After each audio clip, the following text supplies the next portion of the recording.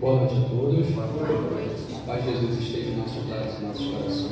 Eu convoco Cláudio, nossa música Padre Germano, para ambientar nosso ambiente.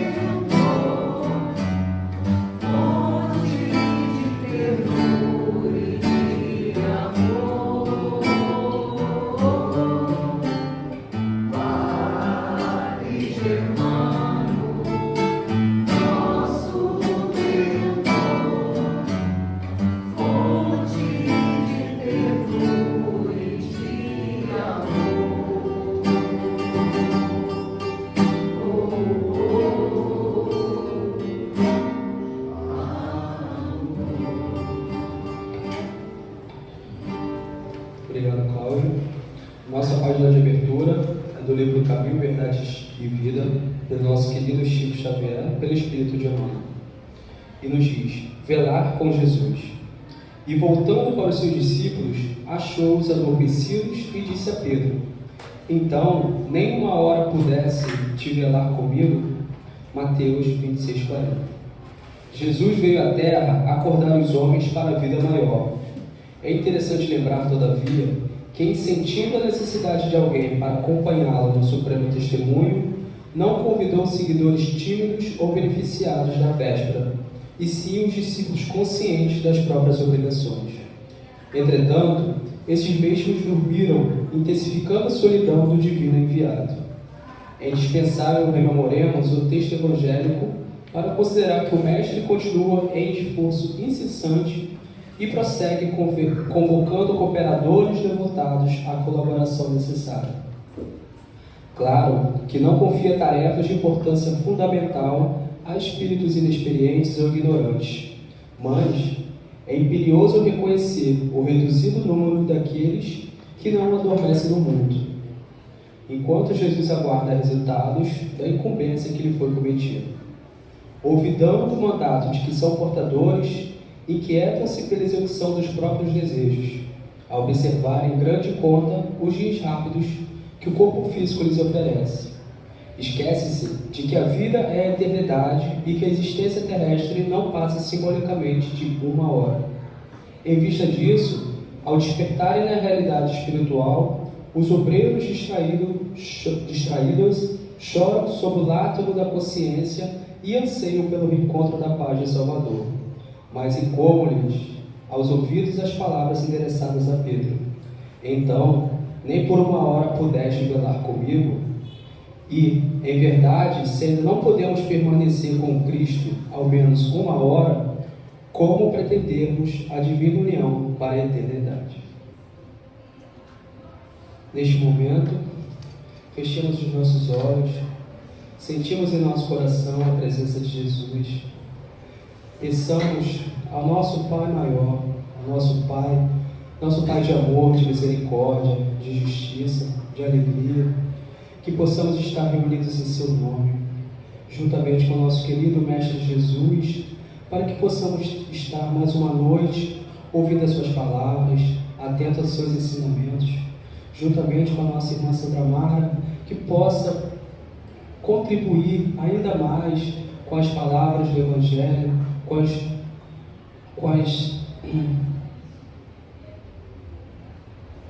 as palavras escritas pelos nossos irmãos benfeitores.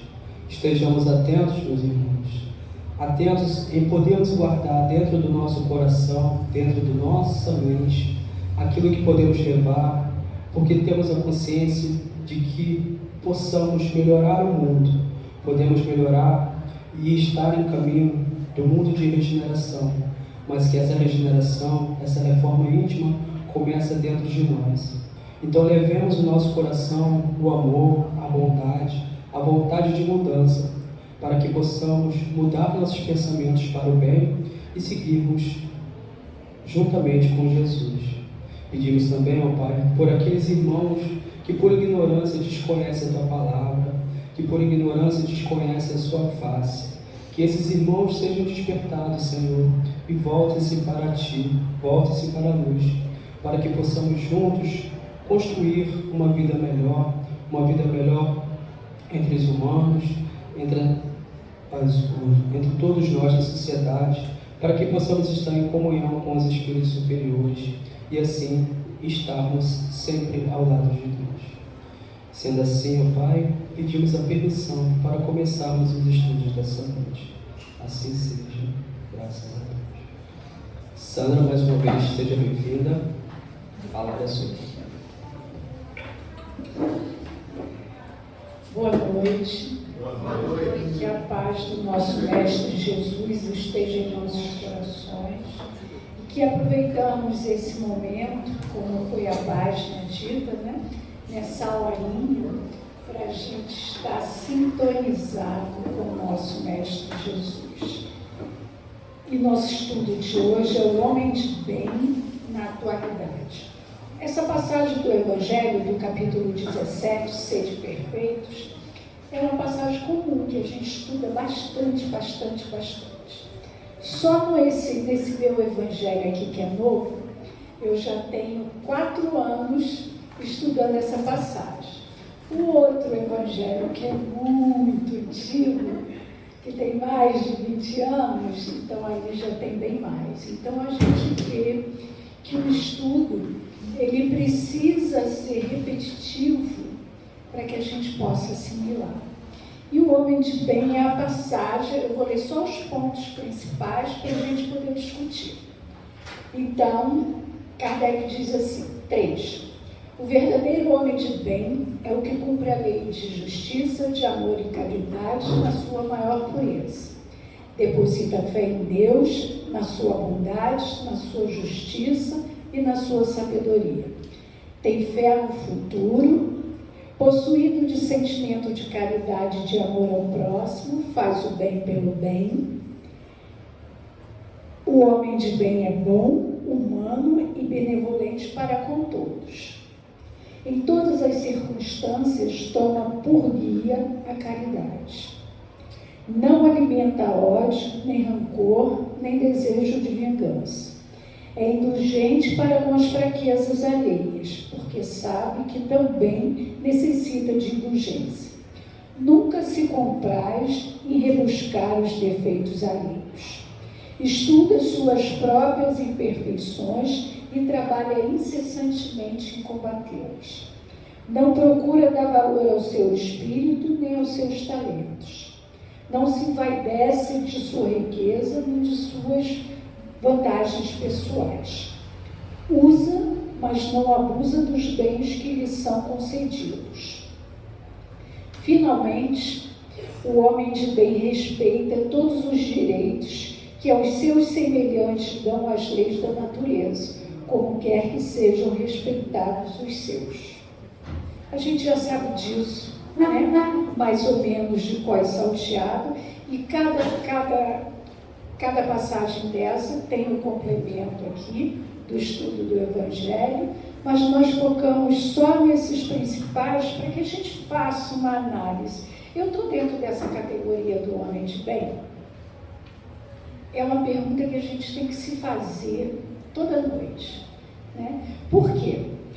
Ele começa dizendo assim: o verdadeiro homem de bem. Ora, se ele coloca para a gente que é o verdadeiro, é porque existe o falso, né? Tem o falso aí no meio do caminho. Tem alguém aí se enganando. Ele não está nem enganando os outros, está se enganando. Então, quando ele coloca essas características, e depois lá Santo Agostinho dá a receitinha para a gente se autoavaliar, quando ele coloca essas características, ele está mostrando para a gente o quê? Ele está mostrando uma figura. E o homem de bem é a figura central da doutrina espírita, porque ele sintetiza aquilo que nós queremos ser, aquilo que nós devemos ser. Então, ele dá para a gente todos, né, todo o caminho que a gente tem que trilhar. Mas aí nós fizemos um estudo, ontem no nosso estudo do Evangelho, nós estudamos o óbolo da viúva. O óbolo da viúva é aquela passagem, né, do gasofilácio, que os ricos depositam ali grandes contribuições, doações, como a gente fala hoje, e a viúva vai lá, deposita 2 moedas de 10 centavos cada uma. E Jesus, quando vê, né, aquela espontaneidade dela chegar lá, ele chama os seus discípulos e passa o ensinamento. Em verdade te digo que ela deu muito mais do que todos aqui, sabendo que perante a arrecadação que teve naquele dia, a moeda dela não fazia diferença nenhuma. Nenhuma. E para ela fazia toda a diferença, porque ela deu daquilo que lhe faria falta. Os outros deram aquilo que lhe sobrava, e ela deu aquilo que fazia falta. Então, a viúva, ela é a personificação do homem de bem. E o Evangelho ainda tem outro exemplo do homem de bem, que é o samaritano. Que é o samaritano que se sensibiliza com a dor do próximo. Então, a figura do homem de bem, ela é central, por quê? Porque ela é o estímulo que nós temos que ter para chegar a essa condição.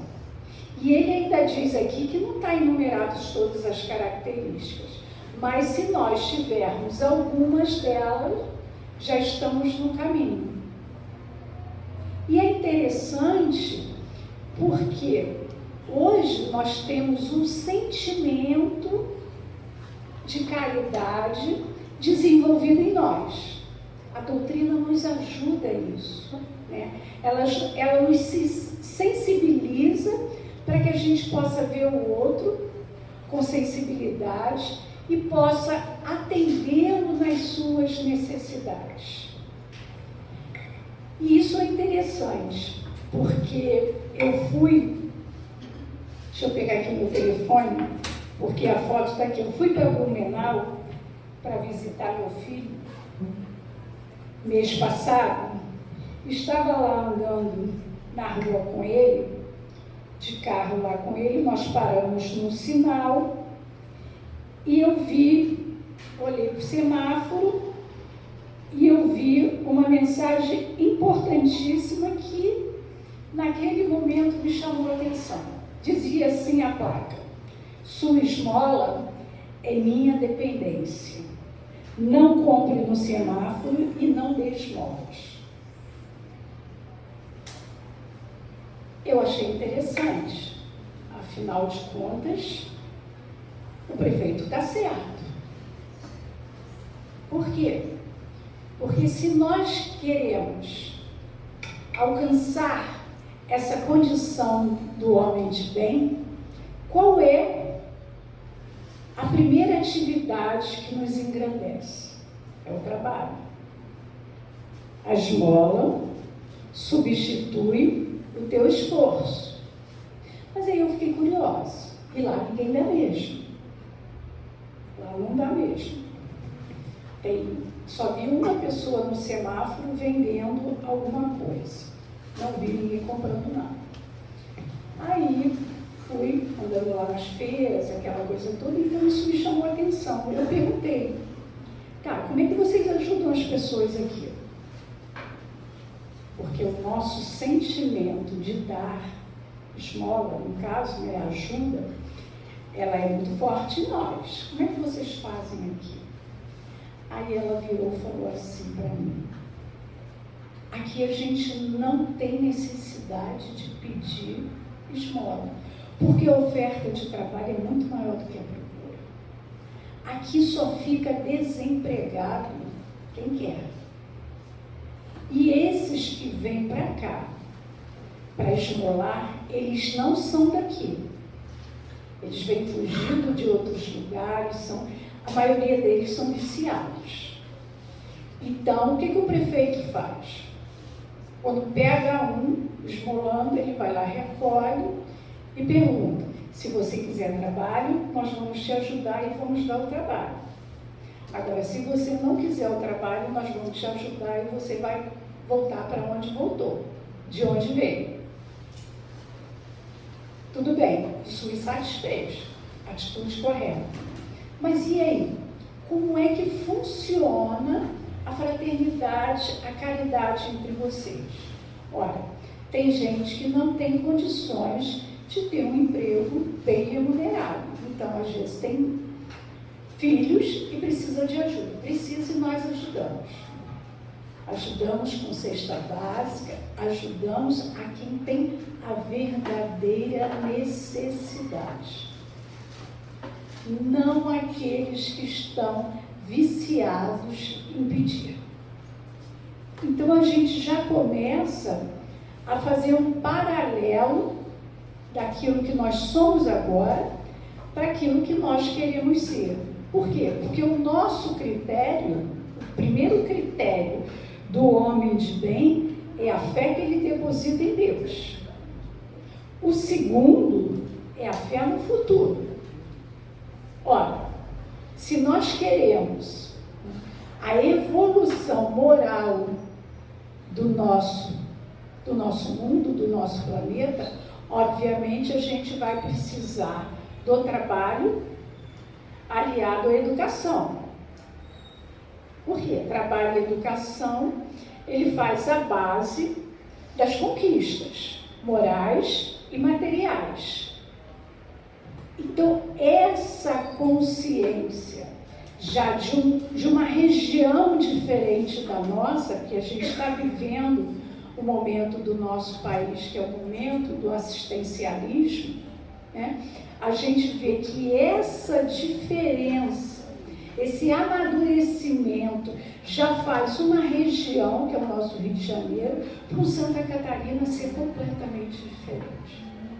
Um estado próspero, enquanto o nosso se arrasta no assistencialismo.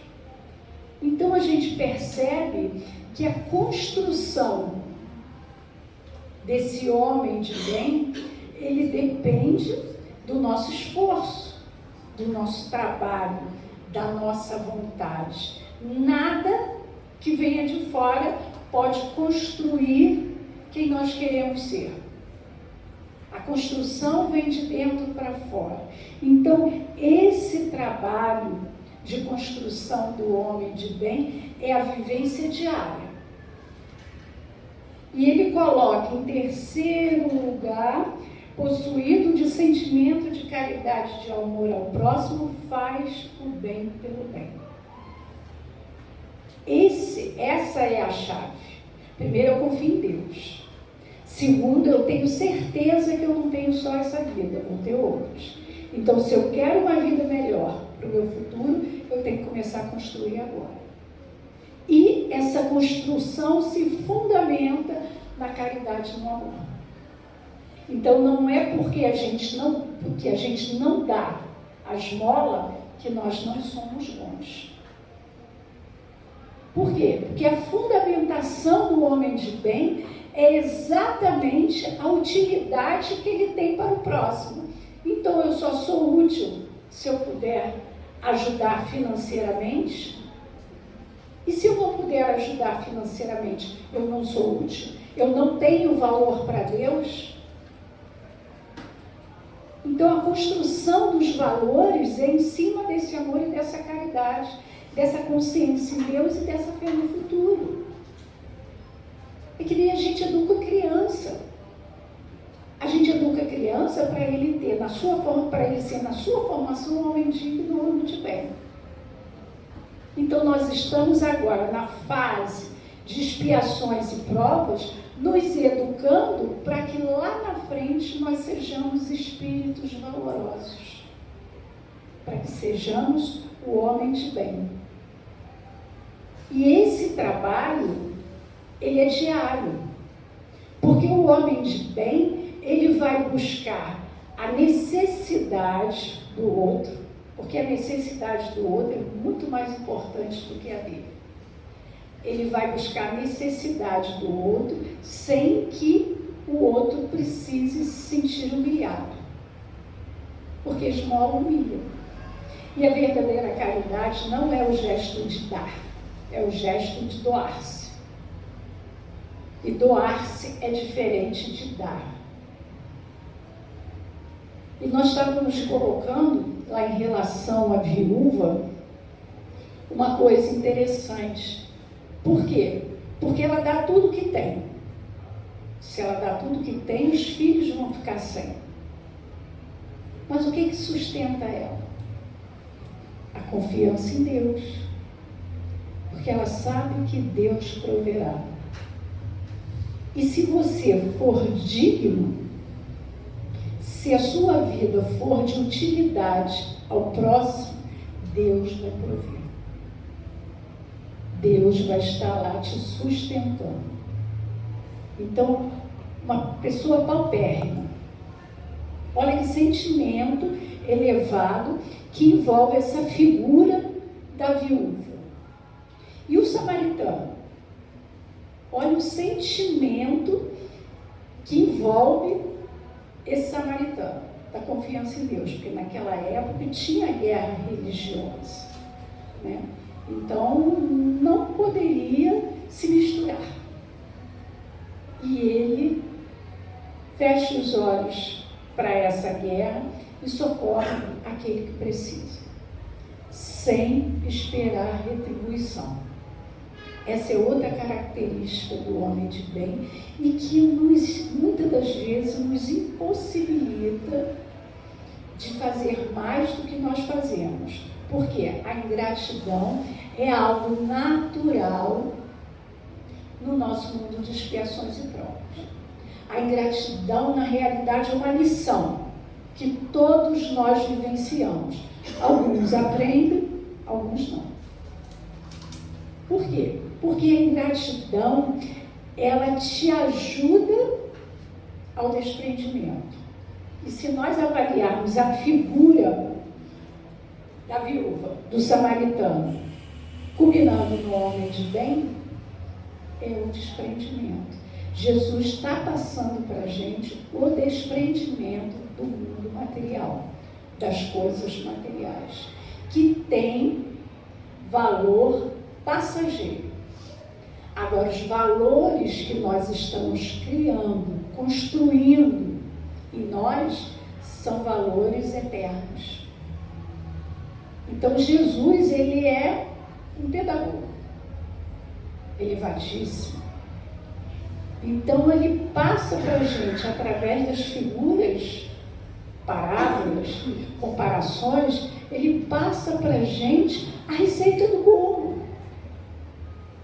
Ele diz assim, faze isso e viverás. Quando fala lá com Nicodemos, faze isso e viverás. Que vive ao ser eterno, a conquista. Nós eu estou falando da esmola, mas nós saímos de 15 em 15 dias, todo mês, para levar aos moradores de rua um lanche. Esse trabalho nosso a gente já realiza há mais de 30 anos e nos enche de satisfação, apesar de estarmos contrariando o prefeito de Blumenau, mas é o que eu falo para nos ajudar. Aqui a necessidade ainda é muito grande. Então esse é o nosso trabalho emergencial, que é necessário, mas a gente sai. A gente sai e a gente encontra nesse trabalho todo tipo de pessoa. Aqueles que estão ali se aproveitando, aqueles que por força das circunstâncias foram parar na rua, aqueles que estão abandonados e todo tipo de gente. Então eles reagem muitas vezes de forma diferente. Mas tem sempre em todo o trabalho desses 30 anos, que sempre diz assim: Deus abençoe vocês. Deus abençoe vocês pelo pão que vocês estão nos trazendo. E isso é um estímulo, é uma sustentação. Por quê? Porque o caminho é esse. Hoje a gente dá o pão. Mais adiante a gente vai oferecer um esclarecimento, que é libertador. O pão é confortador, mas a orientação, o esclarecimento, a educação, isso é libertador. E nós tivemos na nossa convivência, a gente tem uma senhora de seus 70 e poucos anos, que trabalhou na casa da minha irmã, que cuidou dos meus sobrinhos. Então ela ainda tem um vínculo muito forte com a gente. Por quê? Porque ela é uma pessoa muito simples, né? Com várias filhas, só teve filhos meninos, hoje já tem até bisneto. E sempre, nunca vi na minha vida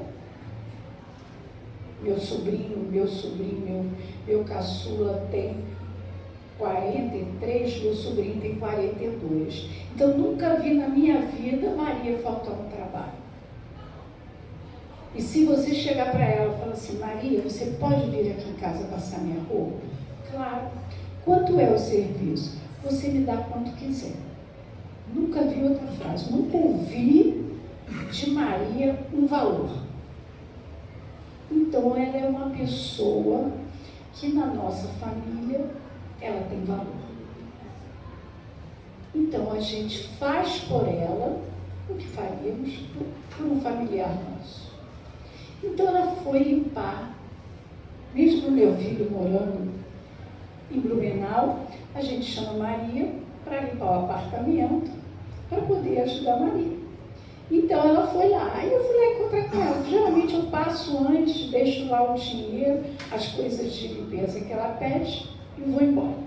Mas nesse dia eu fui lá. Aí cheguei lá, quando ela foi falar comigo, eu disse: Maria, você está sem dente? Ela virou: você arranquei tudo, mas você tinha dentes tão bonitos, tão fortes. Bom, resumindo, alguém convenceu ela que era melhor tirar o dente e botar prótese, os dentes todos. Aí eu já saí dali, preocupada. E ela vai na minha irmã para buscar as coisas que a gente doa para ela, que fica tudo na casa da minha irmã. Aí eu disse: Tânia, você sonda e vê o que aconteceu e vê a necessidade da Maria. Aí ela virou e falou assim: tá bom. Aí Maria foi lá, quarta-feira retrasada, aí depois ela me ligou: Sânia, realmente convenceram ela a tirar todos os dentes para fazer a prótese. Ela já fez, ela está fazendo, já pagou a metade, mas falta a outra metade. Tudo bem, vamos ajudar. Aí fiz lá a vaquinha familiar para oferecer a outra metade que faltava. Isso não tem nada demais, é uma pessoa querida. Como se a gente estivesse fazendo com uma irmã, com uma tia, com um filho, não tem valor de elevação, é um dever. E aí minha irmã ontem ligou para ela: Maria, conseguimos X. Pode transferir para a conta da sua filha? Pode. Isso vai me ajudar muito. Por quê? Porque Maria estava sem dente até agora, porque não tinha outra metade da prótese. Então, o que a gente quer dizer com isso? A gente quer dizer com isso que, como homem de bem, ele vai lá naquela necessidade, sem que a pessoa precise se humilhar para pedir. O que ele tem? Ele tem sensibilidade, ele tem os olhos de ver para ver aonde está a real necessidade e ali fazer o que for necessário no limite das suas forças para ajudar a quem precisa. Então, o homem de bem, essa figura, qual é a figura do homem de bem? É a utilidade. Ele vai ser útil no limite das suas forças. E falando em limite de suas forças, se vocês pegarem o céu e o inferno nos espíritos endurecidos, tem lá uma figura, um espírito que deu o seu depoimento desencarnado, que era rei, e naquele tempo, o reinado não era essa coisa pomposa que é agora, O rei, ele era um rei opressor. Então, o que ele fazia com os seus súditos? Ele fazia com que eles mendigassem e ficavam com a maior parte do dinheiro recolhido. Dava para eles somente o suficiente para eles não morrerem e ele não ficar sem arrecadação. Então ele passou a existência assim, desencarnou e passaram-se 350 anos no mundo espiritual. Primeiro, ele diz que ficou vendo o corpo em decomposição, que aquela ligação foi absurdamente dolorosa por muito tempo. Depois que isso terminou, adivinha o que ele percebeu, que ele era obrigado a ver? As suas vítimas, os seus súditos. E ele disse que não existe inferno maior do que você ver os seus próprios erros. O tempo todo, 24 horas, ali, sofrendo. Então, depois desse sofrimento todo, dá um desespero nele e ele ora a Deus e pede perdão. É tudo que Deus precisa. O nosso coração aberto para a mudança. Então, ajuda chega e ele pede a reencarnação para que ele possa ajudar as pessoas. E o que ele, com a orientação dos mentores dele, escolhe? Ser mendigo, um israelita mendigo. Por que israelita? Kardec pergunta. Quer dizer, não é Kardec, queria aquelas perguntas acontecerem em vários pontos do mundo. Porque é uma religião sofrida, de adeptos sofridos. E a mendicância, para que ele pudesse sentir o que ele fez os outros sentir. Então, ele já desde muito cedo perde a mãe, perde o pai, perde os irmãos, e os irmãos deixam sobrinhos, que ele toma pela sua responsabilidade, e logo, os sobrinhos também desencarnam. Então, com 30 anos, ele está absolutamente só no mundo. Então, o que ele percebe? Ele começa a ajudar os órfãos, porque ele vivenciou a orfandade e teve os sobrinhos também que vivenciou. Ele trabalhava, ele tinha a profissão dele, mas como ganhava muito pouco, o que ele ganhava, ele dividia, mas não era suficiente, porque a necessidade era muito grande. Então, ele começou a pedir, a mendigar para os pobres. Ele começou a pedir para os órfãos.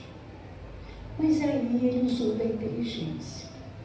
Ele só existe pobre porque existe mãe, principalmente viúva, que na sua necessidade dá a sua vida em proteção dos filhos.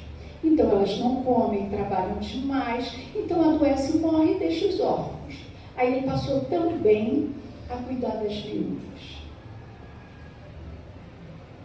E no começo, todo mundo desconfiava dele, porque ele trabalhava. Mas aí foi investigar, ele realmente usava tudo que ele recebia e o dele também para as pessoas que necessitavam. Então ele ficou famoso lá no local que ele vivia. Todo mundo respeitava ele. E todo mundo ajudava ele porque ele ajudava os outros. Então, essa figura do homem de bem, que se tornou esse espírito, esse monarca, ele se construiu através da dor e do sofrimento. E nessa construção, nesses exemplos que ele dá, ele arrasta a multidão que está em volta dele. Então essa é a tarefa do homem de bem, que Kardec coloca aqui, que Jesus estimula da gente. Que a gente seja, como diz Divaldo, né? Como diz Chico para Divaldo, Divaldo, nós somos dois postes de luzes. Você tem que ficar num lugar, eu tenho que ficar no outro, para que a gente possa iluminar lugares diferentes. É essa luz do exemplo que fortalece e vai transformar o nosso mundo. A gente não precisa, o mundo hoje mostra isso, né? A gente não precisa de gente que fale bonito. A gente não precisa de gente que tenha muito dinheiro. A gente precisa de gente que faça, que seja digno, que seja honesto, que seja sincero, que se preocupe com as necessidades do próximo. Porque nem sempre a necessidade do próximo é material. Tivemos na família de uma amiga minha, amiga já de quase mais de 30, 40 anos, em dado momento ela me liga e fala assim: Sandra, meu sobrinho se suicidou. Eu disse: Helena, o que houve? Não sabemos. Minha cunhada escutou um barulho, o disparo da arma, ele se trancou dentro do quarto e aconteceu, como ele estava trancado, o socorro demorou, porque até o pai vir, subir numa escada, não sei o que, tentar entrar pela janela, ele já estava agonizando lá dentro. Ele não chegou vivo no hospital. Mas ele não teve, né, diz que ele não teve a intenção de se matar, ele estava brincando de roleta russa com a arma. Isso é um suicídio indireto, né? Então, e tem assim uma vida muito boa. Estuda em bom colégio, o pai dá uma vida muito boa para eles, trabalha muito. Sabe como é que o pai dá uma vida muito boa, vendendo salgadinho lá na estação do Maracanã, do metrô ali. Mas o negócio foi um sucesso. Ele vende muitos salgados. Então ele realmente está com uma condição de vida digna. Mas o garoto se suicidou. Então a gente vê que a necessidade de cada um, de carência, de atenção, de proteção, ela é diferente. Porque a gente fala assim: é um necessitado. Aí a gente pensa logo na falta do básico, do essencial. E não é isso. Existem casas de luxos, luxuosas, com falta do necessário, que é a atenção.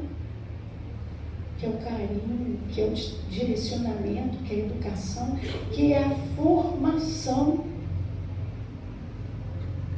Então o homem de bem está atento para todas essas necessidades, porque são as necessidades do espírito.